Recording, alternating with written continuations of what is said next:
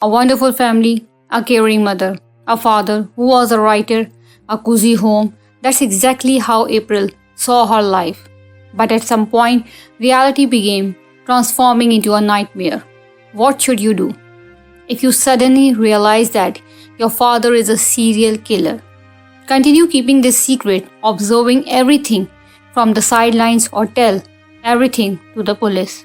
This man made it onto the FBI's 10 most wanted list in 1961, and he also wrote a book about how to start life anew after being released from prison. This is the story of Edward Wayne Edwards. A 40-year-old mother of three, April Balacio, could not fall asleep. The name of the city where she lived as a child kept spinning in her head. Finally, throwing off the blanket, she got out of bed and went to get her laptop. She typed several words into the search engine: Concord, Wisconsin, unsolved case. It was 2009. April could not shake the feeling that something had happened in the small town where she spent several months of her childhood. She was around 11 years old at that time. The first search result was a link to a police request asking for information about an unsolved case that occurred just a couple of months before April's family moved to another town. The report detailed how on August 9, 1980, young lovers Tim Hack and Callie Drew vanished during a wedding reception. April felt chills and violent trembling in her body. She seemed to know who had taken the lives of these young people. It happened in 1980 in the small town of Concord, Wisconsin. 19-year-old Timothy Hack and Callie Drew were heading to a wedding reception on August 9th. The couple had been dating since high school, so they had their whole lives ahead of them. Timothy planned to become a farmer in the future. He already owned a tractor called Lonely Loser, and his girlfriend Callie had just finished beauty school and planned to develop further in this field. The young couple drove to a local establishment called Concord House, where the wedding reception was to take place. They danced a little, congratulated the newlyweds, and wanted to slip away to another party with friends after half an hour. Tim and Callie were seen leaving the building, but they never made it to the party and did not return home that evening.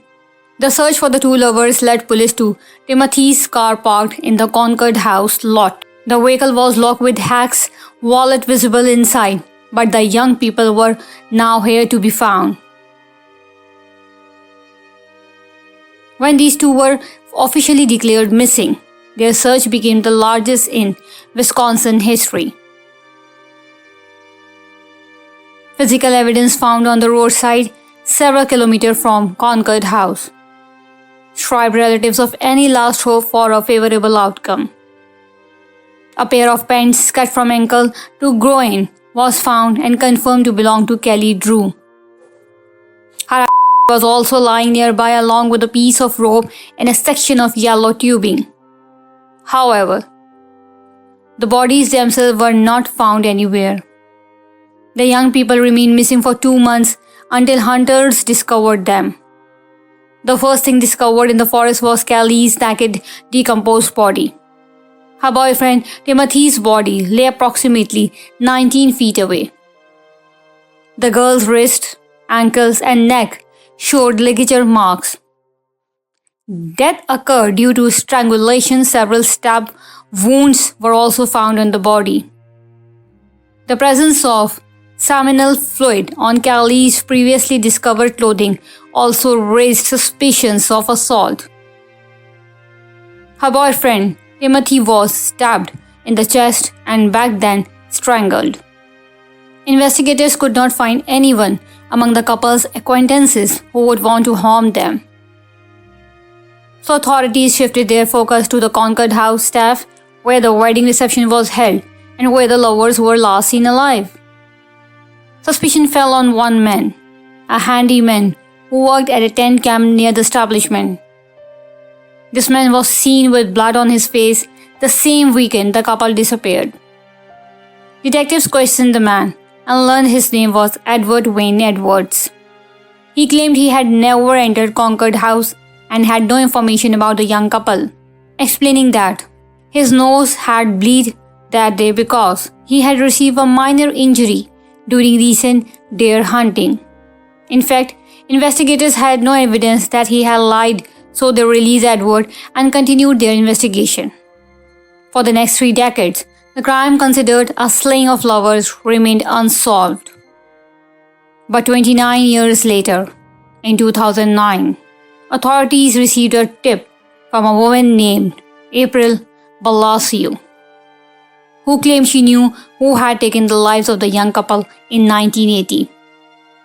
Initially, detectives were skeptical of April's statement, thinking she was just another crazy person, but they listened anyway. The person April accused of the slaying was her own father. His name appeared in the case files and was in the police database. April revealed that she was the oldest among 5 siblings, and in the 80s she was around 11 years old. But she remembered how one night her father came home with a bloody nose and cuts on his face. He explained to the family that he had gotten into a fight, but when the police came to talk to him sometime later, father told a completely different story. 2 days after that incident, Dad woke up April in the middle of the night and said they were moving.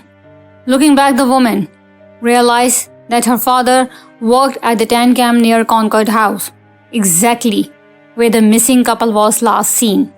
April's father was that same handyman named Edward Wayne Edwards. Now, as childhood memories began surfacing, she started Googling various cases that occurred in that area and stumbled upon an article about the unsolved case. At the bottom was a phone number with a request to call if anyone had any information about this crime. Investigators discovered that Edward indeed moved his family in September 1980, shortly after the lover's disappearance and after he was questioned by police. Moreover, the man had a long criminal history which initially cast a shadow of suspicion on Edward. So detectives decided to carefully examine his person's background.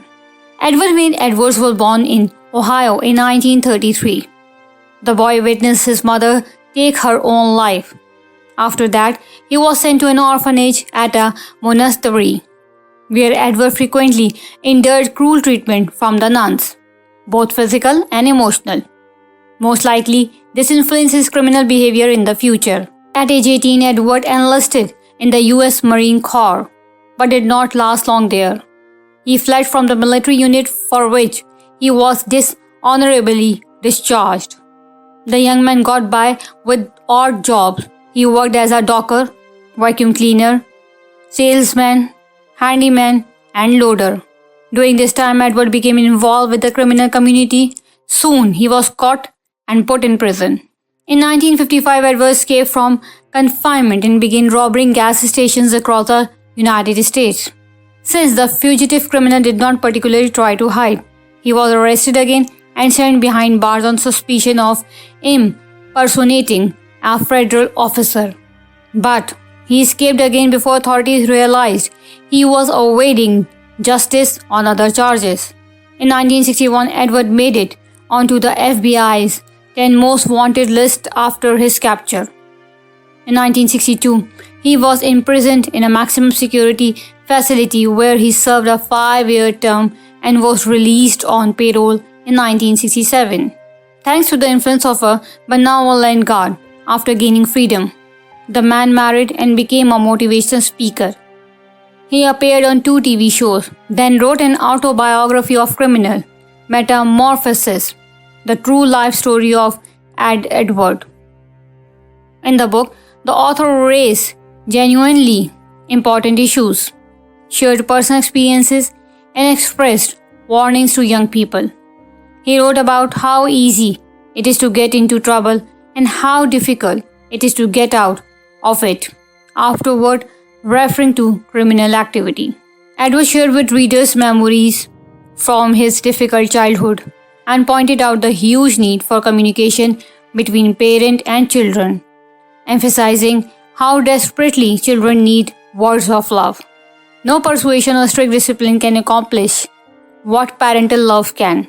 Edward wrote that at birth he was named Charles Murray. When his mother passed away, he was adopted by the Edwards couple who changed the boy's name, giving him their surname. He lived in his adoptive parents' home for 3 years, after which the family decided they could no longer care for the child and Edward was sent to an orphanage. An entire chapter was dedicated to the severity of the nuns who looked after the orphans because Edward wet his bed. They would make him stand under an ice-cold shower or force him outside in the rain. He was not allowed to play with other children and was punished for the slightest offense. Edward made about 15 attempts to escape from the orphanage. When asked what he wanted to be when he grew up, the boy would answer that he planned to become a con man, and theft indeed later became his way of life. One of the nuns complained to Edward's grandmother about his behavior and said he needed psychiatric help because he was negatively influencing other children. Eventually, at age 12, the boy was simply expelled from the orphanage and sent to live with his grandmother, and he started attending public school. This did nothing to change Edward's behavior. He continued stealing money and cigarettes from unsuspecting passers-by. One day, the young man saw a woman at the church door asking for money to buy flowers for a relative's funeral. Edward got an idea. He also stood at the church and began telling everyone that his grandmother had just died and he, now an orphan, wanted to buy flowers for her grave. Then Edward began stealing larger items and frequently got caught by police. During his teenage years, besides committing illegal acts, the young man's character started to change.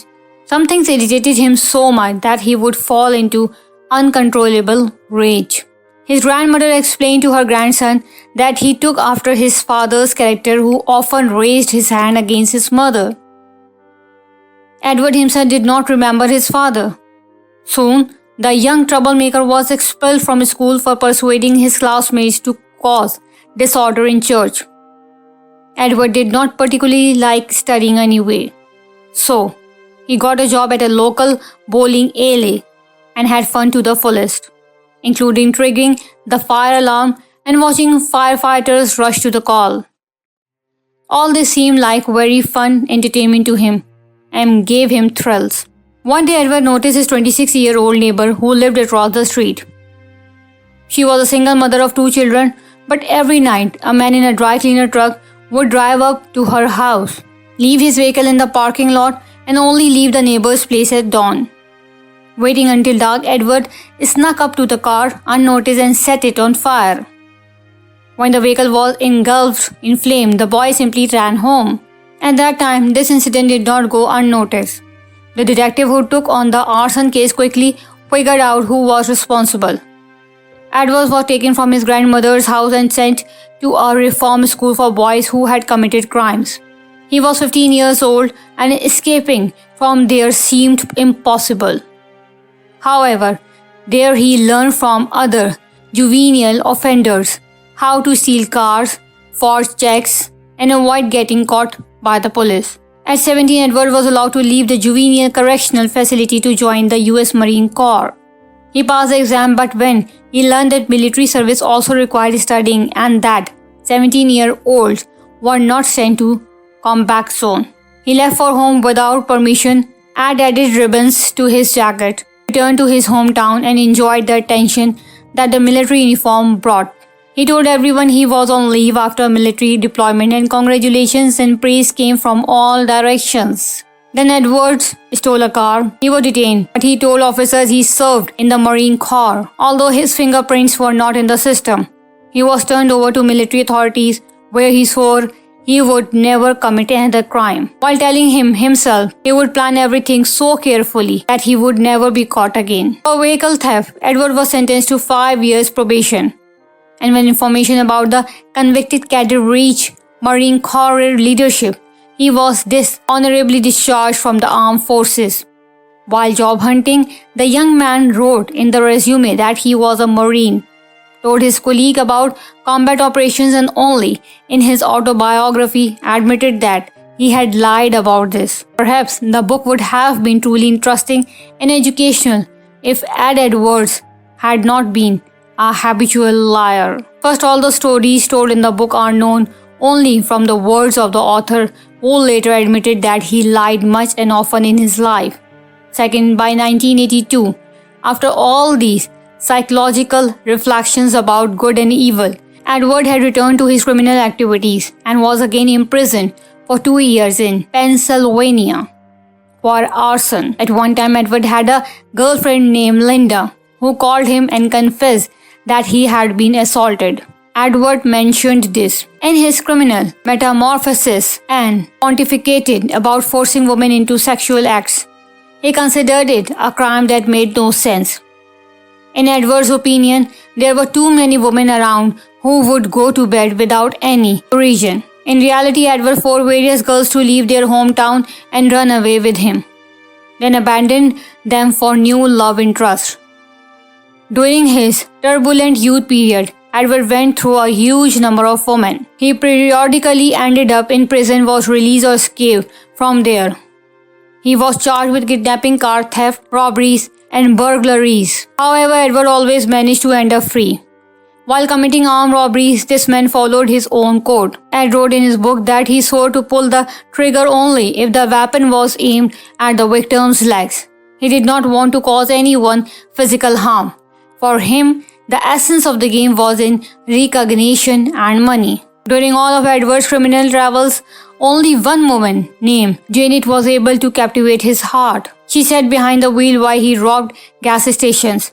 At some time, Janet announced she was pregnant, and shortly after that, Edward was arrested by police. After the man was sentenced to 10 years in prison, Janet gave birth to a boy. At first, she sheltered in a house located across the road from the prison, so the father could watch her and the child, at least from the window. After several years, realizing the complete hopelessness, Janet wrote Edward a final letter, then left with her son, leaving no return address. Edward became very angry and began planning an escape. He wanted to take revenge on his wife for leaving and taking his son. First, Edward dug a tunnel from his cell, but the earth collapsed and buried the passage. The second attempt also was not successful. To top it all off, Janet sent divorce papers. In 1959, after 4 years in prison, Edward was extradited to Portland, where he was to stand trial for 2 other armed robberies. The judge sentenced him to 5 years probation. Once free, Ed tracked down Janet and learned that she had remarried. Watching his former wife from a car window, he saw his son. Apparently, something stirred in his chest. The man abandoned his revenge attempts and left, leaving Janet in peace. His next wife was a woman named Marlene. In fact, she did not even suspect she was living with a criminal. Edward told her that he worked in the criminal investigation department, but as a cover he needed to act as if he had just served time for a crime committing many years ago. He explained his visit to the payroll officers to his wife as secret meetings with other investigators. In reality, Marlene did not ask any questions, believing her future husband and a law enforcement officer. They married and were quite happy until Edward was arrested again in 1960. In addition to arson suspicions, he was questioned about a recent slaying of a young couple in love that occurred nearby. 19-year-old Larry Payton was found in his car with multiple stab wounds. His girlfriend, Powelli Allen, was discovered only a month later. The girl had been assaulted. Her death resulted from strangulation. Ed Edwards was seen at the crime scene and had a gunshot wound on his arm. Investigators believed he was involved in the young people's slaying. They demanded the man reveal the missing girl's location, as she had not been found at that time. Edward felt that this time he might not get off with probation and decided to flee. Edward convinced his friend to pretend to be his probation officer and secure temporary release. Amazingly, somehow, this worked and Edward was on the run again before authorities could rule him out as a suspect. Edward's couple changed cities, traveling across the country. Sometimes police would pick up their trial, but Ed and Marlene managed to escape. In January 1962, Edward was caught in his hometown. Additionally, Marlene was charged as an accomplice and also taken into custody because she reportedly helped her husband with robberies. They took Edward's DNA and sent it for analysis to determine if he was involved in the slaying of Larry Payton and Lee Allen. The DNA did not match. Nevertheless, enough charges had accumulated against him, not counting prison escapes. Edward tried to escape again, trying to gather 14 sheets and breaking out the bars. When he learned that the arrested Marlene was pregnant, the fugitive was caught and had no choice but to make a deal with investigators to plead guilty in exchange for his wife's release. During the trial, Edward asked the judge for leniency but was denied, explaining that he had been showing enough leniency in his life. In the end, Edwards was sentenced to 15 years imprisonment for robbery and 1 year for attempted escape, and this was not the only bad news. His wife Marlene still lost the baby and no longer wanted anything to do with a husband who had lied to her at every turn. Edward served his 16 years in a maximum security federal prison in Lewisburg, Pennsylvania. This time, according to Edward, made him change. He attended carpentry, bricklaying, and plumbing classes. He earned a high school diploma because Edward had never finished school as a child. For good behavior, Edwards was released on parole after 5 years. Once free, the 34-year-old man got his act together and became a motivational speaker. He preached in church, in schools, and appeared on TV shows. A couple of years later, in 1968, Edward married again to a woman named Kay. She immediately became pregnant during their honeymoon. The following year, their daughter April was born, followed by 3 more children. Ed wrote in his book that he was not proud of his past, but he also was not going to caver in a corner, closing the door on his life. He hoped people would give him a chance to prove himself and become a full-fledged member of society. The publishers of Metamorphosis of a Criminal wrote that since his release, Edward had behaved as a responsible, law-abiding citizen, that he had successfully changed his life and could serve as an example for many, a good father, model family man, and now also a writer. But as it turned out, some people are incapable of change. 8 years after writing his sensational book, Ed Edwards brutally took the lives of a young couple in love. A 40-year-old mother of 3, April Ballasio, told police that her mom had worked as a school teacher before meeting her father. After the wedding, Kay had to leave her teaching career and take care of the children because her domineering husband did not like that she spent time at work. Besides, they were constantly moving from place to place between 1974 and 2009, when Edward was not in prison. The family lived in more than 10 different states, and whatever they were Ed always befriended local police. He invited officers to barbecues and family celebrations, wanting to stay informed about major events. April said her father was obsessed with the FBI. He kept documents in a dresser drawer that no one was allowed to touch. The Edwards children were told that their father worked as an information, which put the family in danger. That's why they had to move from place to place so often. According to the eldest daughter, Edward had a very hot-tempered character. He often abused the children and wife verbally and physically. Fortunately, April left home right after finishing school and had been living separately from her family for several years. But childhood memories continued to haunt her for many years. And then, one day she decided to search the internet for different places where they lived during childhood. And this search led her to the unsolved case of 2 lovers. That's how April Ballasio ended up at the police station. Detectives, after hearing the woman out, decided to check information and went to the dedicated address in a mobile phone where 76-year-old Edward Wayne Edwards was living at the time. They saw an obese man with an oxygen tank. The homeowner was very surprised to learn the reason for the police visit. The investigators reassured him, saying they came to question him as a witness to an old crime because many years ago Edwards was near the crime scene. Edwards seemed calm and composed. He asked more questions than he answered.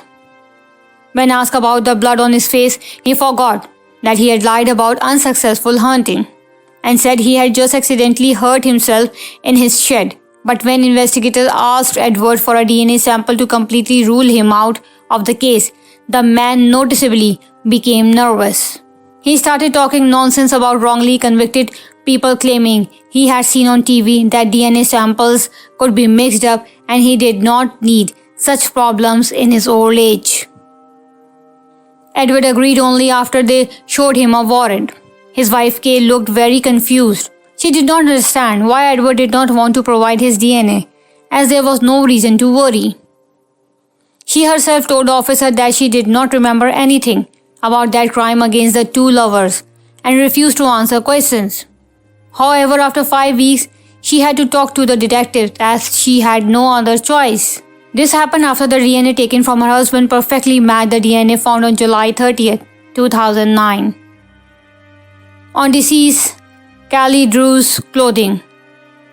Edwards was finally arrested for the slaying of the young couple and extradited to Wisconsin. His mobile phone was searched and inside they found tapes, a notebook with dates, forged documents, social security cards, birth certificates, and a laptop where Edward had searched for information about DNA after the detective's visit.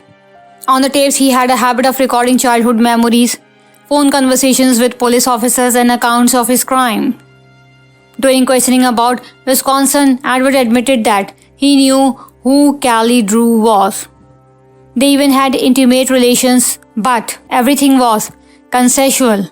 And for the next 8 hours, Edward only talked about how he had never taken anyone's life. This contradicted his rules. The police could see this man was lying. He tried to mislead and confuse, not noticing how he would stretch out his arm when telling untruths and then bring it back to his shoulder. From the side, the gesture looked very telling. When investigators called April to report the test results, she was driving. She had to stop and get out of the car so the children sitting in the back would not see her emotions. The woman was in shock. Although she herself had told police about her suspicion about her father, she could not imagine. Although she herself had told police about her suspicions about her father, she could not imagine it would turn out to be the cruel truth. April Balasio refused to talk to reporters and waited 8 months for the trial. Her father still refused to admit that he had done to the young lovers. In his story, he and Callie Drew met at the wedding reception and decided to get away from everyone in the car while her boyfriend was discussing his tractor with someone. Timothy Hack was so caught up in the argument that he did not notice his girlfriend running off. After her return, a fierce argument broke out between the young people. Edward claimed that after leaving Concord House, the couple started arguing. Timothy pushed Callie. Edward, standing nearby, saw everything. He rushed to defend the girl, grabbed the guy by the neck, wanting to cool his temper, gave him a good shake.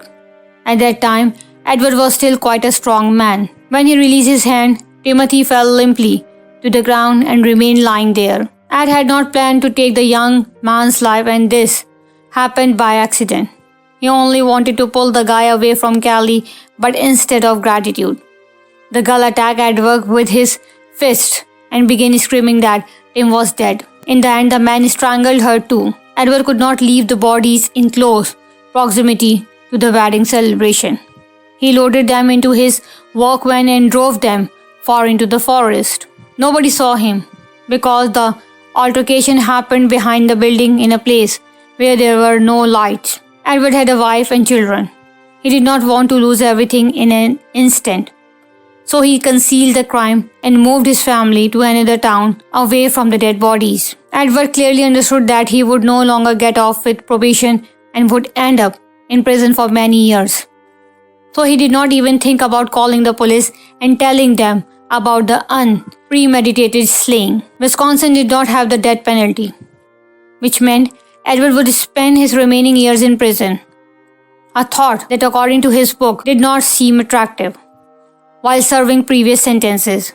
He knew he would eventually be free, and now he did not want to sit in a prison cell and slowly die. Edward Wayne Edwards was sentenced to 2 consecutive life sentences, but he wanted the death penalty and even wrote a letter to the Norton Police Department in Ohio, stating that he needed to confess to a much greater crime that would definitely warrant capital punishment. It was after this that Edward openly confessed that back in 1977, 5 years after writing his book, he had sent another couple in love, William Lavaco and Judith Straw, to the other world. This happened in Sterling, Ohio. 21-year-old William was basically a decent guy, and his girlfriend, 18-year-old Judith, just happened to be in the wrong place at the wrong time. On August 8, 1977, Edward tracked William Lavaco down at a bar. He had repeatedly told the guy to stop making eyes at and fooling around with his young children. He warned 5 or 6 times that William would eventually get hurt, but the young man did not take Edward's threats seriously. That evening, Edward rode a bicycle to the bar, hid in bushes in a scalded alley, and waited for William to get out of the car where he was sitting with his girlfriend. They could be heard arguing in the car, threatening with a weapon. Edward forced William to get out of the vehicle. He wanted to take the guy far into the forest, but Judith tagged along with them. Edward shot the young people at close range. If William had not called Edward by name, most likely Judith would have remained alive, as she probably had not had time to make out the attacker in the dark. But William made an unforgivable mistake, offering money and saying the name aloud. Edward's eldest daughter April remembered how William constantly came to their house. He had some business with her father and then one day stopped coming, and soon the whole family left town. Edward was never questioned about this. In his confession, the man stated that he suspected William had inappropriately touched his daughter April.